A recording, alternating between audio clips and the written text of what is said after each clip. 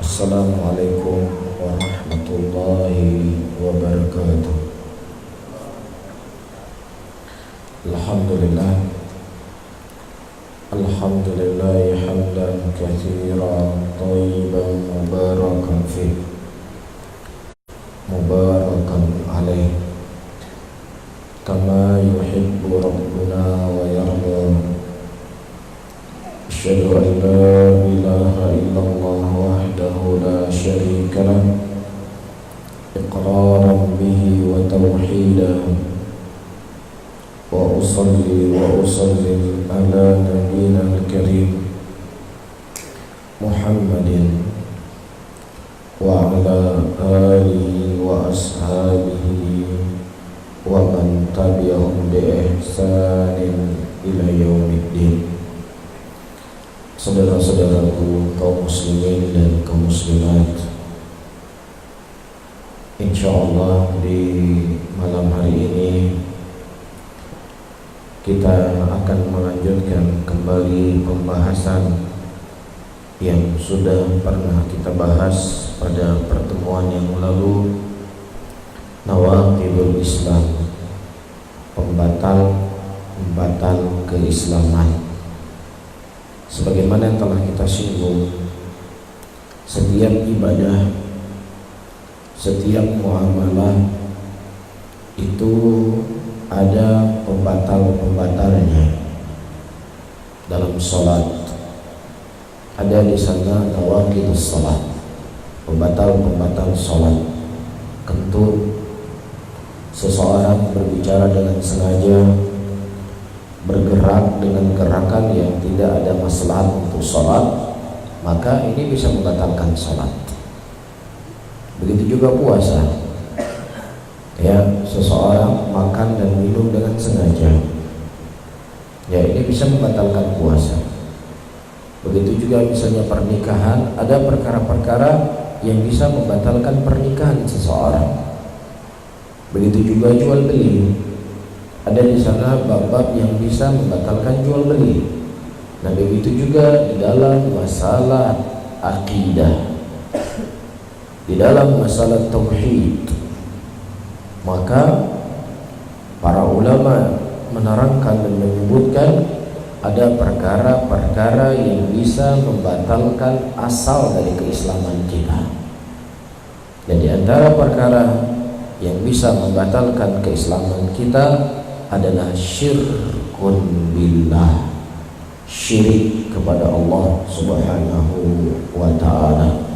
Allah menyebutkan dalam Al-Quran, innahu man yusyrik billah faqad haramallahu alaihi al-jannah wa ma'wahu an-nar wa ma lidh-dhalimin min ansar. Barang siapa yang seseorang berbuat kesyirikan, maka akan diharamkan kepadanya surga dan tempat kembalinya adalah neraka, dan tidak ada penolong bagi orang-orang yang mereka berbuat kesyirikan. Ini poin yang pertama yang sudah kita jelaskan pada pertemuan yang lalu. Kemudian kata Syekh rahimahullah, al-thani man ja'ala bainahu wa bainallah wasa'ita yad'uuhum wa yas'aluhum asy-syafa'ah wa yatawakkalu 'alaihim kafara ijma'an. Kata para ulama atau syekh menyebutkan, barang siapa yang seseorang menjadikan antara dirinya dengan Allah penengah, yang kemudian dia berdoa kepada penengah ini, yang kemudian dia meminta syafaat melalui penengah ini, yang kemudian dia bertawakal melalui penengah ini, maka ini kufur secara ijma'. Saya ulangi, apa pembahasan kita malam ini? Pembahasan kita malam ini adalah menjadikan penengah antara dia dengan Allah. Nah, dan ini merupakan jenis kesyirikan musyrikin. Musyrikin Di zaman Rasulullah sallallahu alaihi wasallam, mereka meyakini dengan yakin rububiyahnya Allah. Mereka yakin Allah yang menciptakan. Mereka yakin Allah yang memberikan rezeki. Mereka yakin Allah yang menghidupkan. Mereka yakin Allah yang mematikan. Mereka yakin Allah Subhanahu wa ta'ala yang mengatur alam semesta ini. Tidak ada perselisihan antara Nabi dengan musyrikin.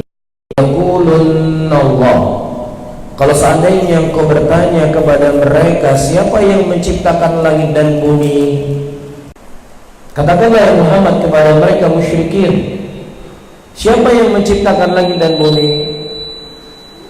Siapa yang memberikan rezeki kepada mereka dari langit dan bumi? Siapa yang memiliki pendengaran? Siapa yang memiliki penglihatan?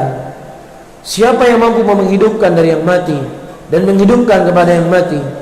Dan siapa pula yang mengatur alam semesta ini? Maka musyrikin akan menjawab siapa?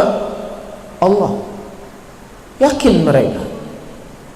Bahkan dalam kondisi dan keadaan tertentu, musyrikin mereka beribadah hanya kepada Allah, mensucikan ibadahnya hanya untuk Allah. Allah sebutkan dalam Al-Quran, wa idza raqibu fil fulki da'allahu mukhlisina lahuddin. Ketika mereka berada di tengah lautan dan menghampiri mereka ombak yang begitu besar, dan mereka yakin di sini Latanya mereka, Uzzanya mereka, Manatnya mereka nggak bisa menolong mereka dalam keadaan genting, nggak mungkin, nggak mungkin. Allah da'allahu mukhlisina lahuddin, mereka mensucikan ibadah mereka hanya kepada Allah. Fa'idha najahum fil barri, dan ketika kami menyelamatkan mereka ke daratan, fa'idhahum yusyrikun, sudah selamat, sudah aman, sudah tenang, sudah tidak ada lagi musibah, disitulah dia kemudian mulai berbuat kesyirikan kembali. Jadi jangan antum fikir musyrikin tidak mengenal Allah, mereka mengenal Allah. Jangan antum fikir musyrikin tidak menyembah Allah, mereka menyembah Allah. Jangan antum fikir musyrikin mereka tidak punya nabi, mereka mengaku nabi mereka Nabi Ibrahim. Jelas?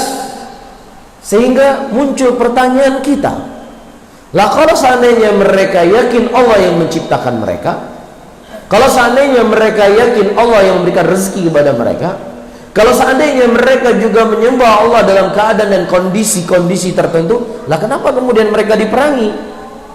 Apa dosa mereka? Apa kesalahan mereka? Apa perbuatan sehingga mereka divonis sebagai musyrikin? Nah, di sini poin yang kedua dibahas oleh Syekh rahimahullah. Ya, mereka menjadikan penengah antara mereka dengan Allah agar penengah ini bisa mendekatkan diri mereka kepada Allah. Makanya ketika mereka dulu berangkat haji, musyrikin haji ya, mereka haji. Ketika mereka berangkat haji, mereka miqatnya di tempat-tempat keramat, di tempat-tempat yang dianggap suci. Dan mereka juga bertalbiyah seperti kita bertalbiyah, labbaik Allahumma labbaik, labbaik la syarika laka labbaik illa syarikan lak. Labbaik Allahumma labbaik, ya Allah kami datang menyambut seruanmu ya Allah. Sama seperti kita, karena talbiyah yang diajarkan oleh Nabi Ibrahim, labbaik Allahumma labbaik, labbaik la syarika lak, yang tidak ada sekutu bagimu ya Allah kecuali sekutu yang kau jadikan dia sebagai sekutu bagimu. Nah, ini tambahannya. Kalau kita berhenti pada titik la syarikalah, tidak ada sekutu bagimu, mereka mengatakan tidak ada sekutu bagimu ya Allah kecuali sekutu yang kau telah menjadikan mereka sekutu bagimu. Siapa itu? Lata, Uzza, dan Manat. Jelas ya? Dan Allah Subhanahu wa ta'ala menyebutkan di dalam Al-Quranul Karim, ya, mereka musyrikin menjadikan wasaid, menjadikan penengah. Allah katakan dalam Al-Quran, walladzina ittakhadhu min duni awliya ma na'buduhum illa liyuqarribuna ila Allahi zulfa. Dan orang-orang yang mereka menyembah kepada selain Allah, mereka mengatakan bahwasannya Lata dan Uzza ini tidaklah kami menyembah mereka, tetapi dengan maksud dan tujuan agar Lata, Uzza dan Manat ini bisa mendekatkan diri kami kepada Allah Subhanahu wa taala sedekat-dekatnya. Ini tujuannya. Ya, agar Lata ini adalah seorang laki-laki soleh yang dia membagi adonan tepung ketika musim haji pada waktu itu. Ketika dia meninggal, maka makamnya dikuburkan di tempat yang dulu dia sering berdiri di situ. Situlah mereka bermiqat haji mereka. Kesitulah mereka datang ketika mereka ingin berdoa sama Allah. Mereka itu orang suci, mereka itu orang yang tidak punya dosa, mereka adalah orang yang dekat dengan Allah. Adapun kita banyak dosa, adapun kita bergelimang dengan maksiat, sehingga tidak mungkin orang yang punya kekotoran seperti kita ini langsung minta sama Allah, tetapi kita minta melalui makam fulan. Wahai wali fulan, saya mendapatkan ujian, saya mendapatkan masalah, saya mendapatkan ini dalam kehidupan saya, tolong sampaikan doa saya kepada Allah, tolong naikkan doa ini untuk Allah, tolong engkau meminta kepada Allah Subhanahu wa ta'ala. Ini jenis kesyirikan yang mereka lakukan. Dan Allah mengatakan dalam setelah ayatnya, akhir dari ayat ini, innallaha la yahdi man huwa kadzibun kafar. Sesungguhnya Allah tidak pernah memberikan hidayah kepada orang yang dia kadzibun, pendusta. Allah nggak butuh penengah. Allah nggak butuh dengan penengah-penengah tersebut. Allah tidak butuh dengan wasait tersebut. Nah, kalau seandainya engkau meminta, maka mintalah sama Allah. Bukankah Rasul mengatakan idza sa'alta fas'alillah wa idza ista'anta fasta'in billah? Apabila engkau minta, mintalah sama Allah. Apabila engkau memohon pertolongan, maka mohonlah pertolongan kepada Allah Subhanahu wa taala. Bukankah Allah juga mengatakan dalam Al-Qur'an, idza sa'alaka ibadi anni fa inni qarib ujibu da'watad da'i idza da'an falyastajibu li wal yu'minu bi la'allahum yarshudun. Dan kalau seandainya mereka bertanya kepadaku tentang diriku, katakanlah sesungguhnya aku dekat dan aku mengabulkan doa orang-orang yang meminta kepadaku. Allah Subhanahu wa ta'ala tidak mengatakan aku mengabulkan doa orang-orang yang meminta kepadaku melalui makam fulan, melalui wali fulan, melalui tempat keramat fulan. Tidak ada. Dan mereka ketika menyebarkan sebuah syubhat, menyebarkan sebuah kerancuan, menyebarkan apa yang mereka yakini itu sebagai kebenaran, juga punya dalil. Mereka akan mengambil satu ayat Al-Quran, mereka akan mengambil satu hadis Rasulullah Sallallahu Alaihi Wasallam untuk membenarkan keyakinan mereka. Siapa bilang kita tidak boleh meminta kepada kubur? Siapa bilang kita tidak boleh meminta melalui wali-wali? Tidakkah kalian tahu bahwasanya wali Allah Subhanahu wa ta'ala mereka hidup dalam kuburnya? Hidup dalam kuburnya. Ya, dan ini sering kita sampaikan dan terus kita ulang-ulang. Ya, mereka katakan, Allah mengatakan dalam Al-Quran, la tahsabanna alladhina qutilu fi sabilillahi amwatun bal ahya inda rabbihim yurzaqun. Dan janganlah engkau berfikir orang-orang yang mereka mati di jalan Allah itu mereka mati. Tidak, mereka hidup.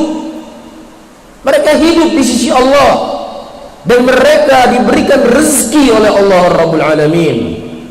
Dan bukankah juga Nabi SAW menyebutkan dalam Sahih Muslim, orang-orang mendatangi Nabi Adam, mendatangi Nabi Musa, mendatangi Nabi Nuh, mendatangi Nabi Muhammad, meminta agar para nabi dan rasul ini berdoa dan memohon kepada Allah agar segera dilakukan persidangan. Apa salahnya kami? Ini ayat Al-Quran, ini hadis Nabi. Katanya kalian ini Wahabi berpegang teguh dengan Al-Quran. Ini ayat Quran saya bawa. Katanya kalian berpegang teguh dengan hadis Nabi. Ini hadis Nabi yang saya bawa. Siapa bilang tidak boleh meminta kepada kubur? Bisa difahami syubhatnya? Bisa difahami? Ini saya sedang menyampaikan syubhat ya. Tapi saya tidak sedang menyampaikan sesuatu kebenaran, tetapi saya sedang menyampaikan syubhatnya mereka. Saya ulangi. Kita tadi telah menyebutkan orang-orang musyrikin di zaman Rasul, kenapa mereka dikafirkan dalam keadaan mereka itu yakin Allah yang menciptakan mereka? Karena apa? Karena mereka menjadikan penengah antara diri mereka dengan Allah, agar penengah ini bisa mendekatkan diri mereka ke Allah sedekat-dekatnya. Apa dalilnya? Allah katakan, "Walladzina ittakhadhu min duni awliya ma na'buduhum illa liyuqarribuna ila Allahi zulfa." Dan orang-orang yang mereka menyembah kepada selain Allah, siapa ini yang menyembah selain Allah? Musyrikin. Apa mereka katakan ketika Rasul mengajak mereka untuk beribadah hanya kepada Allah? Apa jawaban mereka ketika mereka ketika Rasul mengajak mereka untuk tidak menjadikan Lata dan Uzza ini sebagai sesembahan yang disembah selain Allah? Apa jawaban mereka? Ma na'buduhum, kami tidak menyembah kepada Lata, kami tidak menyembah kepada Uzza, kami tidak menyembah kepada Manat, tetapi agar bagaimana Lata dan Uzza ini bisa mendekatkan diri kami kepada Allah sedekat-dekatnya. Ini tujuan musyrikin.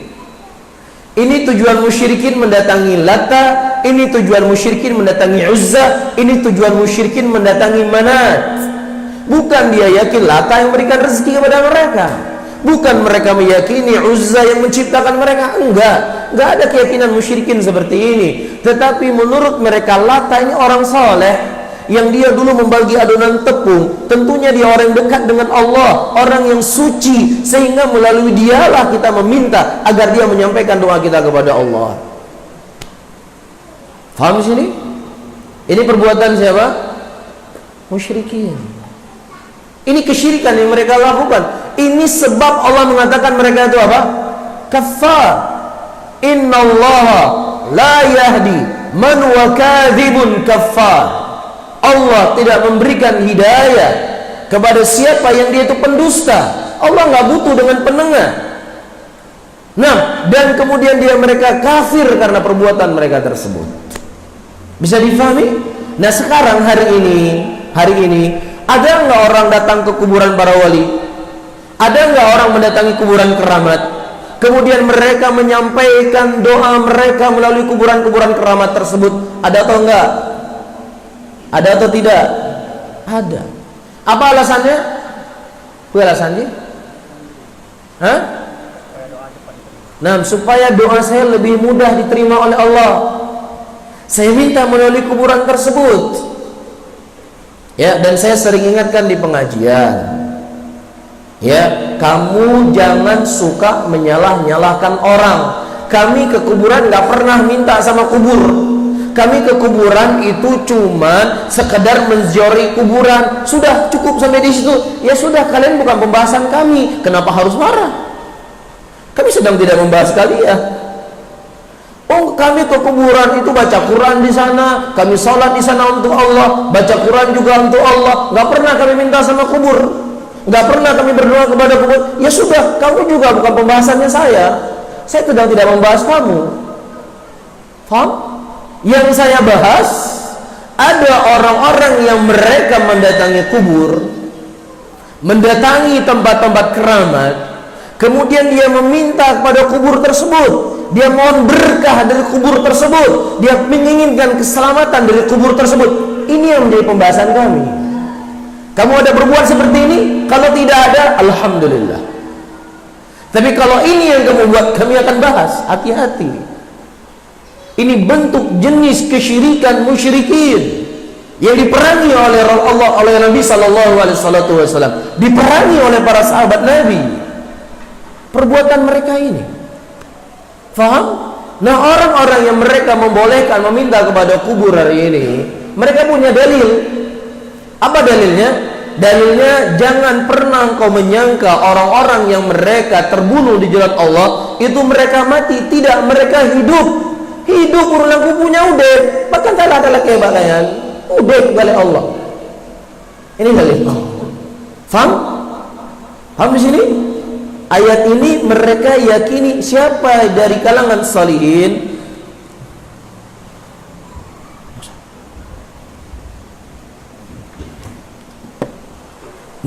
siapa dari kalangan, ya, sampai mana nanti kita bahas? Orang-orang saleh, ayyuhal ikhwah rahimani wa rahimakumullah, melalui merekalah kami meminta, melalui merekalah kami mohon agar doa kami supaya lebih cepat sampai kepada Allah Subhanahu wa taala. Dan mereka hidup. Mereka hidup. Apa salahnya kita meminta kepada yang hidup? Iya, Syekhul Islam sebagaimana kaidah sudah sering kita sampaikan, tidaklah seseorang mendatangkan sebuah dalil dari Al-Qur'an ataukah hadis Rasulullah sallallahu alaihi wasallam untuk membenarkan keyakinan kebatilan mereka kecuali dengan ayat itu kita jadikan sebagai bantahannya. Ya, saya pernah cerita, mungkin pada waktu itu ada seorang syekh, dia berceramah di sebuah masjid. Dia mengatakan, siapa bilang tidak boleh meminta kepada kubur? Siapa bilang tidak boleh berdoa kepada kubur? Siapa bilang tidak boleh bertawassul melalui kubur? Ini ayatnya, ayat yang saya baca tadi. Kemudian kebetulan ada seorang penuntut ilmu di situ yang hadir. Ya Syekh, mohon maaf, Allah Subhanahu wa taala mengatakan pada ayat tersebut, inda rabbihim yurzaqun. Mereka, janganlah engkau menyangka orang-orang yang mereka terbunuh di jalan Allah itu mereka mati. Tidak, mereka hidup. Dan mereka diberikan rezeki oleh Allah. Mereka diberikan rezeki oleh Allah. Lah kalau seandainya mereka saja masih butuh rezeki dari Allah, kenapa ente minta sama mereka? Kenapa ente mohon sama mereka? Mereka saja masih butuh sama Allah. Faham di sini? Allah tidak mengatakan inda rabbihim yarzukun. Perhatikan kalimatnya, yarzukun dengan yurzakun. Kalau yarzukun, mereka yang memberikan rezeki. Tapi kalau yurzakun, mereka yang diberikan rezeki. Mana kalimatnya? Mereka diberikan rezeki atau mereka memberikan rezeki? Mereka diberikan. Mereka sebagai objek yang mendapatkan rezeki. Mereka bukan pelaku pemberi rezeki. Lah kalau seandainya Allah mengatakan yarzukun, mereka membagi-bagi rezeki, ya silakan kamu minta sama mereka, karena mereka membagi rezeki. Tapi Allah tidak mengatakan yarzukun, tetapi Allah mengatakan yurzakun. Mereka juga masih butuh rezeki dari Allah. Bisa difahami? Jelas? Sehingga tidak ada satupun, tidak ada dari ayat yang menunjukkan benarnya perbuatan mereka. Dan kehidupan barzakhiyah itu berbeda dengan kehidupan duniawiyah. Rasulullah sallallahu alaihi wasallam, kalau seandainya orang yang terbunuh di jalan Allah dari kalangan para syuhada itu mereka hidup, maka Rasulullah sallallahu alaihi wasallam lebih pantas untuk hidup dibandingkan para syuhada. Apakah ada sahabat Rasulullah sallallahu alaihi wasallam ketika terjadi kasus-kasus besar, ya, mereka mendatangi Nabi sallallahu alaihi wasallam setelah beliau meninggal? Adapun sebelum Rasulullah sallallahu alaihi wasallam meninggal, mereka mendatangi Rasul. Waktu itu orang-orang musyrikin mengganggu para sahabat Nabi. Kemudian kata mereka, "Kum nastaghitsu bi Rasulillah sallallahu alaihi wasallam." Atau nasta'idzu bi Rasulillah. Ketika mereka diganggu oleh musyrikin, mereka mengatakan, "Kum, bangunlah kalian. Ayo, kita meminta pertolongan kepada Nabi sallallahu alaihi wasallam." Karena Rasulullah masih hidup pada waktu itu. Walaupun Rasulullah menyalahkan ucapan kalimat mereka, nasta'idzu. Iya. Tetapi ketika Rasulullah telah wafat, para sahabat nggak pernah mereka bertanya, Rasulullah, ini kira-kira apa yang harus kami buat? Ya, Rasulullah itu meninggal di hari Senin, di waktu duha, hari Senin. Dan beliau baru dikuburkan di malam Rabu, hari Selasa malam Rabu. Lama nggak? Senin di waktu duha beliau meninggal kurang lebih, ke hari Selasa di malamnya, sehari setengah. Baru dikubur oleh Nabi, dikubur Rasul.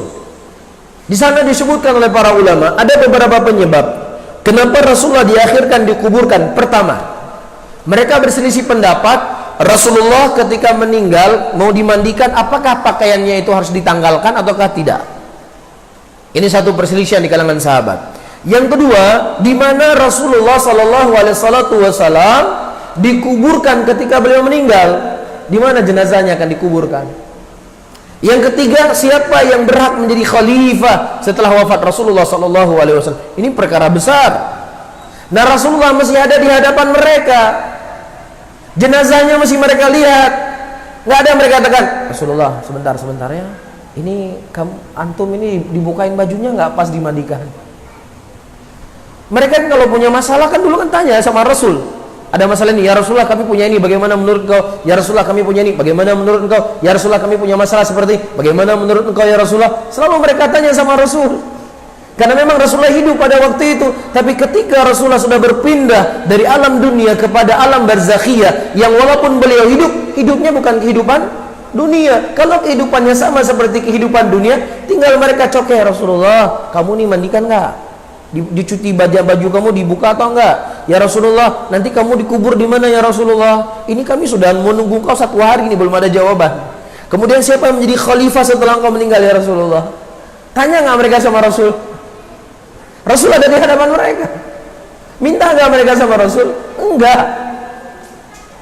Bahkan pada waktu itu datang Abu Bakar As-Siddiq radhiyallahu taala anhu dan mengkhabarkan bahwasannya aku mendengar Nabi sallallahu alaihi wasallam bersabda, seorang nabi itu dikubur di mana dia meninggal. Di mana Rasulullah meninggal? Di rumah Aisyah. Aisyah mengatakan, dari nikmat Allah Subhanahu wa taala berikan kepada saya, Rasulullah meninggal di rumah saya di hari giliran saya dan di atas pundak saya. Di atas apa ini? Apa ini namanya? Dada. Di atas dada Nabi Muhammad SAW, kata Aisyah radhiyallahu taala anha. Bisa difahami ya? Nggak pernah mereka bangunin. Karena para sahabat tidak memahami hidup barzakhiyah sama seperti hidup duniawiyah. Dan yang ketiga, ketika Umar bin Khattab radhiyallahu taala anhu berkhutbah, dan pada waktu itu musim kemarau yang sangat panjang, Umar berkata, dulu ketika Rasulullah SAW masih hidup, ya, kita mendatangi Nabi Muhammad agar beliau berdoa kepada Allah, diturunkan hujan kepada kita. Adapun hari ini Rasulullah SAW sudah wafat. Hukuman dunia beliau sudah wafat, sudah tidak ada lagi di dunia ini.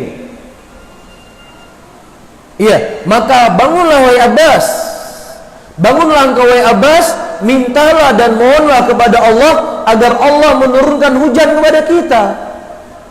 Di situ ada kuburan Nabi, di situ di hadapan mereka. Dekat mereka ada kuburan Nabi. Kenapa nggak mereka katakan dulu ketika Rasulullah masih hidup kita mendatangi Nabi SAW agar beliau berdoa kepada Allah menurunkan hujan kepada kita. Nah hari ini Rasulullah juga masih hidup di kuburannya. Pergi engkau wahai Hamzah, Abbas, berdoa di kuburan Nabi. Ada? Nggak ada. Karena para sahabat memahami kehidupan barzakhiyah itu berbeda dengan kehidupan duniawiyah. Nggak sama, beda. Bisa difahami. Tapi sudah mutawatir beritanya, Rasulullah itu kalau lagi maulid itu datang beliau, dipersaksikan. Orang-orang jujur, ulama-ulama kaliber internasional melihat Nabi ketika mereka memperingati maulid. Memang mereka bohong. Saya tidak mengatakan mereka bohong atau mereka berdusta, enggak.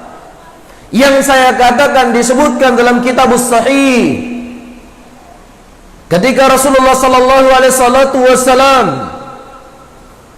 diperintahkan oleh Allah untuk menghalau beberapa orang-orang yang mereka memiliki ciri dari ciri-ciri umat Nabi Muhammad. Rasulullah mengatakan, ya Allah, itu umat saya, kenapa mereka tidak boleh minum dari hautnya saya? Kemudian kata Allah Subhanahu wa taala hadis tersebut, innaka la tadri ma ahdatsu ba'dak. Sesungguhnya wahai Muhammad, engkau tidak mengerti dan tidak tahu apa yang telah terjadi setelah kematianmu. Kita lebih menganggap Rasulullah yang benar atau ucapan mereka yang benar? Rasul mengkhabarkan sendiri ucapan Allah, innaka la tadri ma ahdatsu ba'dak. Sesungguhnya engkau tidak mengetahui ya Muhammad apa yang mereka lakukan setelah kematianmu. Kok tiba-tiba Rasulullah tahu ada orang buat maulid di sana? Kok tiba-tiba Rasulullah SAW ngerti di sana sedang ada perayaan? Mana yang lebih kita percaya sekarang? Lebih percaya dengan ucapan Nabi kita atau lebih percaya dengan ucapan manusia? Hah? Tentunya kepada Rasul lebih kita percaya.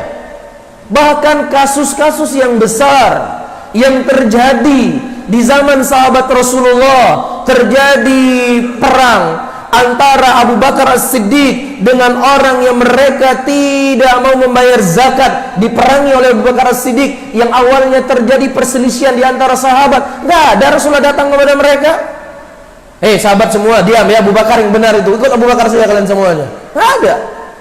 Dalam keadaan ini perkara-perkara genting harus hadir Rasul di situ. Rasul nggak hadir. Ketika Abu Bakar As-Siddiq radhiyallahu ta'ala anhu sakit, dan sakit itu membuat beliau wafat, dan beliau akan mengangkat Umar bin Khattab sebagai khalifah pengganti beliau. Iya, waktu itu datang Talha bin Ubaidillah dan Ali bin Abi Thalib.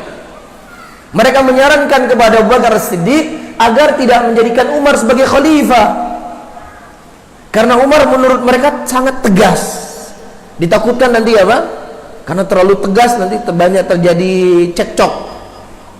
Itu ditakutkan oleh mereka. Ya enggak? Enggak ada Abu Bakar As-Siddiq, coba kita panggil Nabi dulu. Ya Rasulullah, ayo datang dulu kemari ini, gimana kami ini? Hah? Ada? Ini penting enggak? Penting sekali ini, kasus-kasus penting. Lah bagaimana lagi Rasulullah datang ketika dia nyetir mobil, saya melihat Nabi di samping saya. Datang ke Bandung Rasulullah. Ya ketika saya tidur, saya lihat Nabi di tempat tidur saya.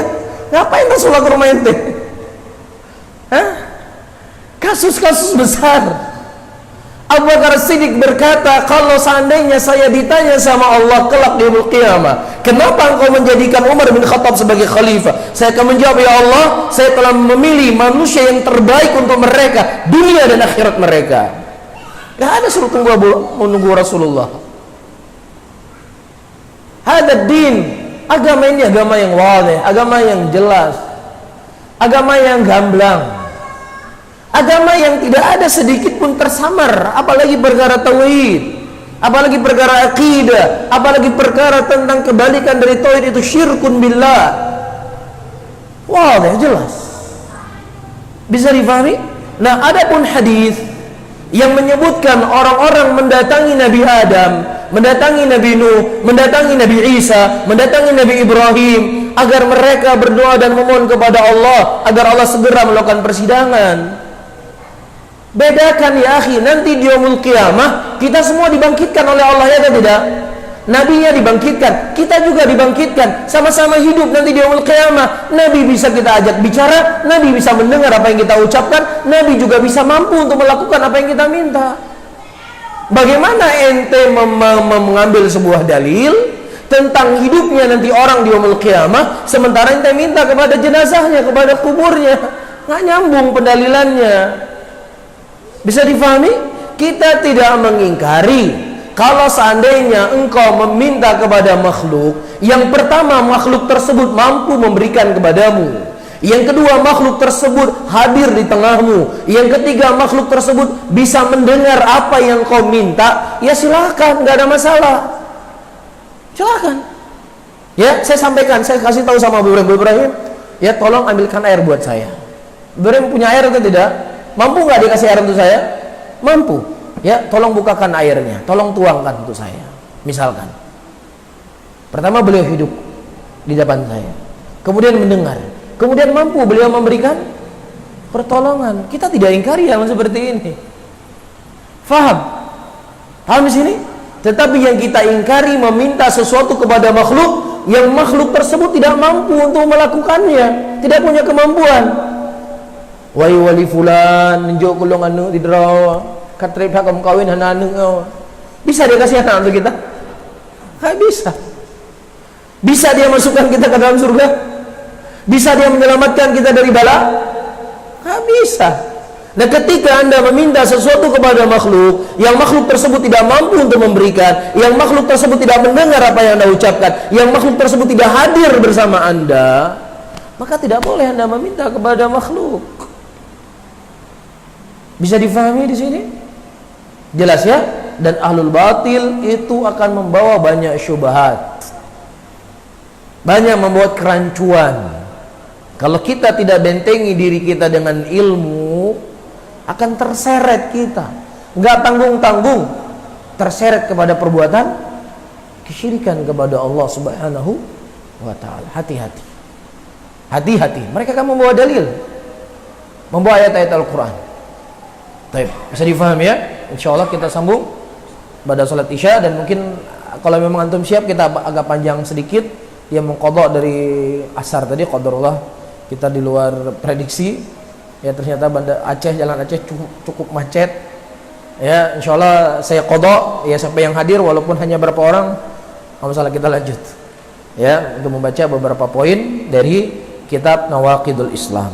Wallahu a'lam bishawab. Mungkin ada sesuatu yang ditanya di soal, langsung aja ditulis ya biar untuk menghemat waktu.